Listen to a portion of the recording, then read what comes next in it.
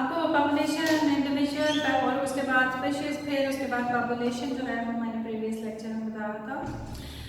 अब हम उसी लेवल को आगे लेके चलेंगे। तो बायोलॉजिकल ऑर्गेनाइजेशन को आज हम वाइंड अप करेंगे। आज फाइनली इसके लास्ट जो है बायोस्फीयर तक हम स्टडी करेंगे।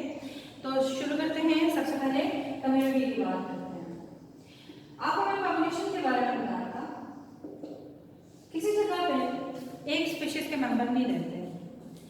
मैंने आपको फील्ड ऑफ जो है राइस की मिसाल दी थी। क्या वहाँ पे सिर्फ राइस के फील्ड में सिर्फ राइस के प्लांट्स ही लगे होंगे?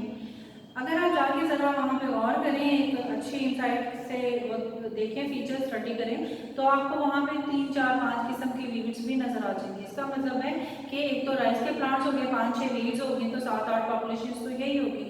क्या वहाँ पे अर्थवर्म्स नहीं रह रहे होंगे? वो भी होंगे। इंसेक्ट्स की काफ़ी सारी जो है वो टाइप स्पीशीज रह रही होंगी। इसका मतलब ये हुआ कि पॉपुलेशन एक अलग फीचर नहीं है, वो हमेशा मिलके डिफरेंट पॉपुलेशन जो है वो कंबाइन करती हैं, तो वो कम्युनिटी बनाती हैं। तो आप कम्युनिटी को इसी तरह से डिफाइन कर सकते हैं कि डिफरेंट पॉपुलेशंस जो हैं दे इंटरैक्ट विद वन अनदर।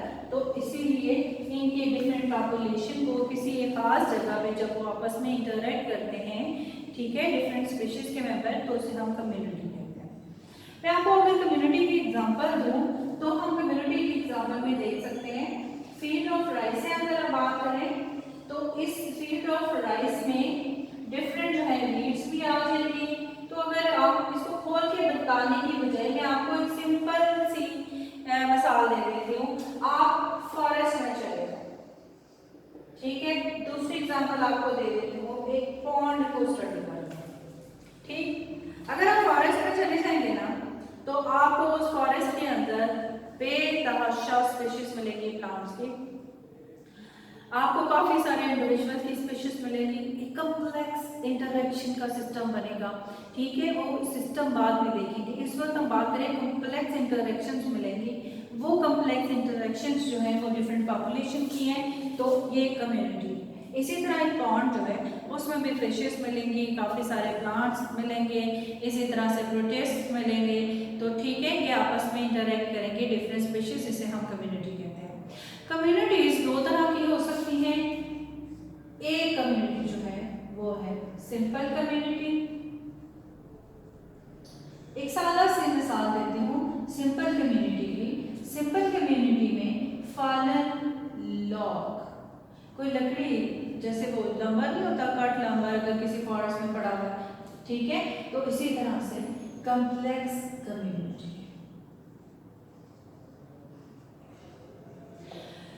इसकी एग्जांपल आपको मैंने दी थी फॉरेस्ट, ठीक है। आमतौर पे सिंपल कम्युनिटी में बहुत कम मेंबर्स होते हैं इस पॉपुलेशन के, ठीक है। अब उसके ऊपर कोई एबायोटिक फैक्टर, एबायोटिक, ए का मतलब क्या होता है? विदाउट। बायोटिक का टर्म जो निकली है वो बायोसिस है। बायोसिस का मतलब आपको पहले बताया, लाइफ। ऐसे कंपोनेंट्स जो कि नॉन लिविंग कंपोनेंट्स होते हैं, अगर उनका जरा सा भी कोई इफेक्ट पड़ता है तो लॉन्ग लास्टिंग और ड्रास्टिक इफेक्ट होता है। लॉन्ग लास्टिंग और ड्रास्टिक का मतलब होता है कि मसलन फर्ज करें कि अगर वही फॉलन लॉग जो गिरी थी उस पर कहीं फायर अगर आ जाती है। आमतौर पर जंगलों में फायर जो है नेचुरल जो है वो बिजली जो लाइटनिंग है उसके इफेक्ट से आग लग जाती है, लेकिन जंगल दोबारा से रीस्टैब्लिश कर जाती है। लेकिन अगर फर्ज करें एक कट नंबर हमने का फॉलन लॉग है, उसके ऊपर कोई कम्युनिटीज है, तो क्या वो दोबारा ग्रो करेंगी? हो सकता है वो हमेशा के लिए वो पॉपुलेशन दोबारा ना बने, ठीक है, यानी कम्युनिटी इस्टेब्लिश ना कर पाए। लेकिन जो कम्प्लेक्स कम्युनिटी है उसके ऊपर कोई एबायोटिक फैक्टर्स अगर असर करते हैं तो वो मोर और लेस अपने आप को जो है वो रिपेयर करने की सलाहियत रखती है, ठीक है। तो कम्युनिटी क्या हो गई? कम्युनिटी डिफरेंट पॉपुलेशन के मेंबर जब आपस में इंटरेक्ट करते हैं तो हम उसे कम्युनिटी कहते हैं। तो कम्युनिटी की एग्जांपल्स आप फॉरेस्ट की दे सकते हैं, पॉन्ड की दे सकते हैं, कोई फील्ड ऑफ राइस दे सकते हैं, उसके अंदर माउस की पॉपुलेशन है, उसमें स्नेक्स हैं, वो सारे कंसिडर कर सकते हैं। सिमिलरली आप किसी वीड के फील्ड की एग्जांपल दे सकते हैं। अपने लॉन के अंदर जो आपने पौधे लगाए हैं उसमें जितने पॉपुलेशन प्लांट की हैं आप उसको कंसिडर करें, क्योंकि वो एक खास एरिया पे आपस में इंटरेक्ट करें तो आपने खुद इस्टेब्लिश जो किया है उसमें ज़्यादातर आप इंटरफेयर कर रहे होते हैं, ठीक है। बाकी जो है उसमें नेचर जो है वो काफ़ी हद तक अपने आप को बैलेंस करने की सलाहियत रख रही होती है, ठीक है। तो कम्युनिटी से अगले लेवल की तरफ, कम्युनिटी के अंदर बल्कि मैंने अभी इंटरैक्शंस की बात की है, तो हम इसमें कुछ इंटरैक्शंस को स्टडी कर लेते हैं। अब वो इंटरैक्शंस क्या है? पहली बात प्रीडेशन, दूसरी बात है पैरासिटिज्म, तीसरी बात है कमेंसलिज्म,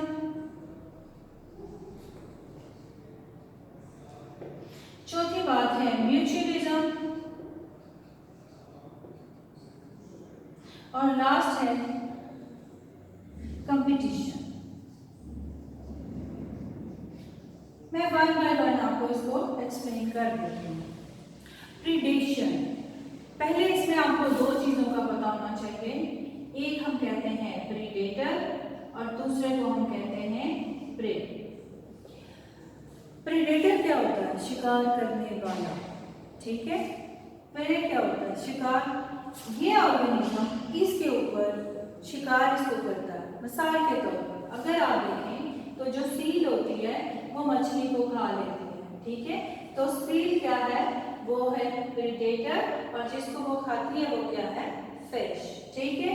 इस एक्ट ऑफ बीइंग ईटन और बीइंग ईटन, जो ईटिंग और बीइंग ईटन, इसको हम क्या कहते हैं? प्रीडेशन। दूसरी बात करते हैं पैरासाइटिज्म की। आपको मैंने पैरासिटोलॉजी के बारे में कहा था, तो पैरासाइट एक ऐसा इंडिविजुअल होता है जो एक इंडिविजुअल जो कि लिविंग होता है, होस्ट, उससे अपनी खुराक हासिल करता है। तो हमेशा पैरासाइट जो है वो किसके ऊपर फीड करता है? लिविंग ऑर्गेनिज्म, और इसके मेटाबॉलिज्म को ज़्यादा इंटरफेयर करता है। वो उससे रेडीमेड फूड ले रहा होता है तो उसमें ज़्यादा बीमारियां जो है वो फैला देता है। हमेशा इसको फायदा हो रहा होता है पैरासाइट को, और जो उसका होस्ट होता है उसको वो नुकसान दे रहा होता है। अब बात करते हैं कमेंसलिज्म। कमेंसलिज्म भी दो इंडिविजुअल के एक रिलेशनशिप को कहते हैं, जिसमें एक इंडिविजुअल जो है वन जो है वो बेनिफिटेड है, और जो दूसरा है तो that is neither benefited nor harmed, ठीक है। मिसाल देती हूँ, एक दरख्त है, उसकी टहनी के ऊपर कोई ब्रांच है, उसके ऊपर लाइकन्स आके लग गए हैं, लाइकन्स इंडिविजुअल्स हैं, ठीक है। ये इसके ऊपर आके ग्रो कर रहे हैं, कोई मॉस का पौधा उसके ऊपर आके, यानी कि ये ब्रांच है ना, ठीक है, ये उसकी ब्रांच के ऊपर सिर्फ उसने क्या किया, यहाँ पे आके एस्टैब्लिश, यहाँ पे लग गया। अब ये इसके ऊपर आया है, लेकिन सिर्फ सनलाइट के लिए वो आया है, उसने इस पौधे को कोई नुकसान नहीं दिया। इसको तो फायदा हो रहा है कि ये सनलाइट में एक्सपोज हो गया, इसे जगह मिल गई है, लेकिन दरख्त को इससे कोई नुकसान नहीं हो रहा, ठीक है। तो कमेंसलिज्म में एक पार्टनर को बेनिफिट होता है और दूसरे को ना तो कोई बेनिफिट होता है, ना ही किसी किस्म का कोई नुकसान होता है। तीसरा रिलेशन, जो नेक्स्ट चौथा रिलेशनशिप है वो है म्यूचुअलिज्म। म्यूचुअल रिलेशन बाहमी रिलेशनशिप को कहते हैं, जिसमें दो इंडिविजुअल्स आपस में इस तरह से इंटरैक्ट करते हैं जो कि एक दूसरे के लिए दोनों ही फायदेमंद होते हैं। एक जो है कुछ फायदा दे रहा है, दूसरा दूसरे को कुछ फायदा दे रहा है। इसकी एग्जांपल आपको लेटर ऑन चैप्टर 8 में इंशाल्लाह लाइकन और माइक्रोराइजा के बारे में डिटेल बताऊंगी, उसमें हम देखेंगे कि म्यूचुअलिज्म कैसे काम करता है। लास्ट में आते हैं कंपटीशन की तरफ।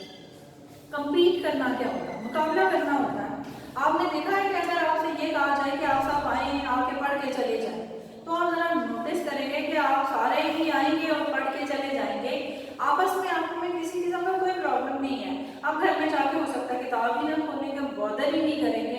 अभी आपको कह दिया गया था आपने एग्जामिनेशन नहीं देना, तो क्या आपने उसके बाद किताब खोली? नहीं, क्योंकि कंपटीशन खत्म हो गया। याद रखिए, कंपटीशन तब स्टार्ट होता है जब रिसोर्सेज जो है वो कम होते हैं।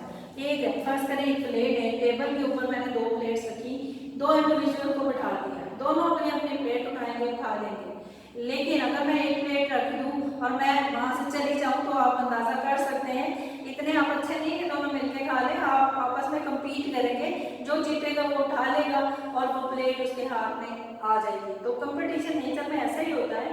एक फील्ड में आपने प्लांट्स लगाए तो जो न्यूट्रिएंट्स की रिक्वायरमेंट अगर तो ज़्यादा है तो सब ले लेंगे, लेकिन अगर वो रिक्वायरमेंट ज़रा कम, जो रिक्वायरमेंट उनकी ज़्यादा है, न्यूट्रिएंट्स कम है, एक दूसरे से फिर वो कम्पीट करेंगे, जो जीतेगा जाहिर है वो विन कर जाएगा, तो वो सर्वाइव करेगा। ठीक है, तो this is all about the community level. Community के बाद बात करते हैं living world in space.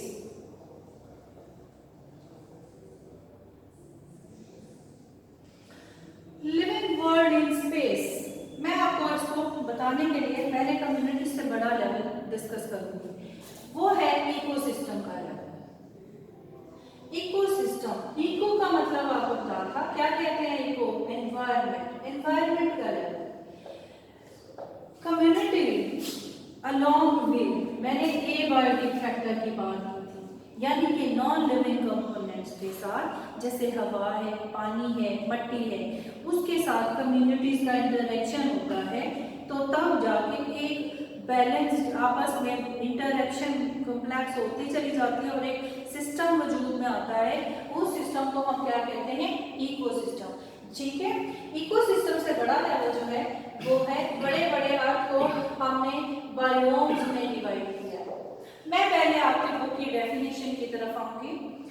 Biome के बारे में हम कहते हैं large regional community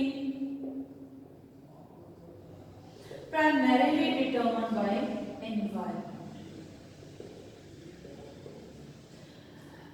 Regional community, अर्थ को याद रखिए, उसकी किसी भी फैक्टर, क्लाइमेटिक फैक्टर की वजह से मुख्तलिफ एरियाज में डिवाइड करते हैं। ठीक है, अब वो जरा देखें तो ये इकोसिस्टम से बड़ा लेवल है। मतलब मैं आपसे कहूँ, मैंने कहा किसी रीजनल कम्युनिटी है, एनवायरनमेंट उसको डिटर्मिन करती है, ये बताती है एनवायरनमेंट कैसी है, तो फिर उस रीजनल कम्युनिटी को हम बताते हैं। मिसाल के तौर पे अगर मैं आपसे कैमल के बारे में कहूँ तो आपका फटाफट आंसर होगा कैमल जो है वो सहरा में होता है, सहराई जहाज है। फिर मैं किकटाई की बात करूँ तो आप फटाफट कहेंगे जो किकटाई जो है वो तो सहराई इलाकों में होते हैं। इसी तरह से अगर मैं आपसे कहूँ, चलिए मैंने ये तो पौधे या जानवर का नाम लिया, अब अगर मैं ये कहूँ कि सहरा की क्लाइमेट कैसी होती है, फटाफट आप कहेंगे बारिश भी होती है, बड़ी गर्मी होती है, रेतला इलाका होता है। ठीक है, इसका वेजिटेशन कहाँ होती है? तो large regional community primarily determined bye it's climate, तो क्लाइमेट से उसको बताया जाता है। एग्जांपल आपको बता दी है, एक क्या है?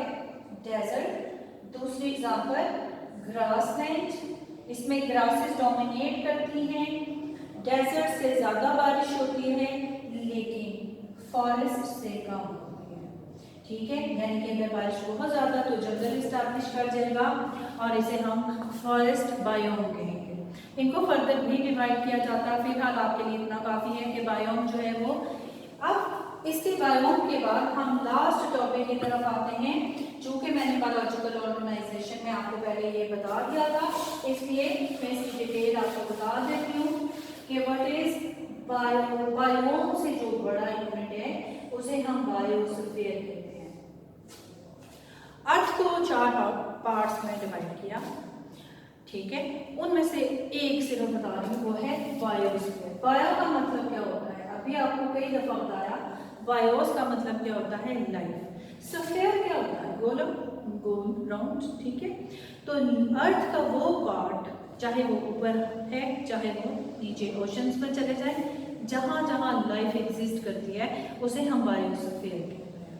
ठीक है, this is all about biological organization. इसमें आपने सारा देखा कि हमने सब एटॉमिक पार्टिकल से स्टार्ट करके एटॉमिक की तरफ आए, फिर मॉलिक्यूलर लेवल की तरफ आए, मॉलिक्यूलर लेवल से ऑर्गेनेल्स असेंबल हुए, ऑर्गेनेल से सेल बना, सेल से फिर टिश्यू बना, टिश्यू से फिर ऑर्गन, फिर सिस्टम के बाद एक इंडिविजुअल बना, फिर इंडिविजुअल में मिलने से स्पीशीज बनी, स्पीशीज के बाद कम्युनिटी, पॉपुलेशन के बाद कम्युनिटीज ने मिलकर इकोसिस्टम बनाया, इकोसिस्टम ने बड़ा बायोम बनाया, बायोम से फिर biosphere, and finally we have achieved और स्टार्टेड ऑल द लेवल्स। इंशाल्लाह अगर आपको कोई प्रॉब्लम है तो मैं हाजिर हूँ। अल्लाह हाफ़िज़।